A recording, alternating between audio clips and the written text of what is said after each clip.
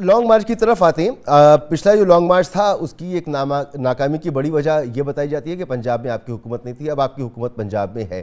کل وزیر داخلہ پنجاب ہاشم ڈوگر لانگ مارچ میں غیر جانبدار رہنے کا اعلان کر رہے تھے, اور انہوں نے کہا کہ اگر عمران خان صاحب لانگ مارچ کا اعلان کرتے ہیں تو پنجاب حکومت اس کی کسی سیاسی سرگرمی کا حصہ نہیں بنے گی. کیا کہیں گے آپ؟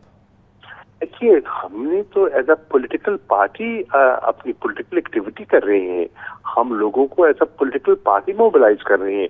ہم نے حکومت پنجاب پر بوجھ تو نہیں ڈالنا, یا ہم نے حکومت پنجاب کے وسائل کو تو سوال نہیں کرنا, بلکہ پچھلی مرتبہ 25 مئی کو اس وقت کی حکومت پنجاب جس کے وزیر اعلیٰ حمزہ شہباز شریف تھے, انہوں نے حکومتی اداروں کو استعمال کیا, لوگوں کو بیجا گرفتار کیا, لوگوں کو زد و کوب کیا, لوگوں پہ لاٹھی چارج کیا, لوگوں کو مطلب خواتین کو پریشان کیا, آنسو گیس کا استعمال کیا. انہوں نے حکومت کو استعمال کیا.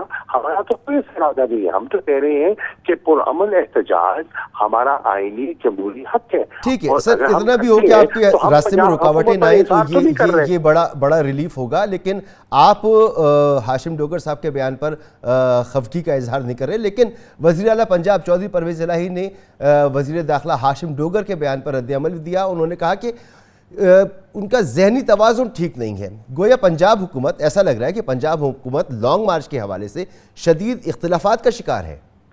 بالکل نہیں ہے, اختلافات کا شکار نہیں ہے. جو وزیر اعلیٰ کہہ رہے ہیں وہ کہہ رہے ہیں کہ سیاسی طور پر جو پنجاب کی حکومت ہے وہ تحریک انصاف کی اور قابلی کی مخلوط حکومت ہے, اور مخلوط حکومت جو پنجاب کی ہے وہ پوری ہمدردی رکھتی ہے اس مارچ کے ساتھ.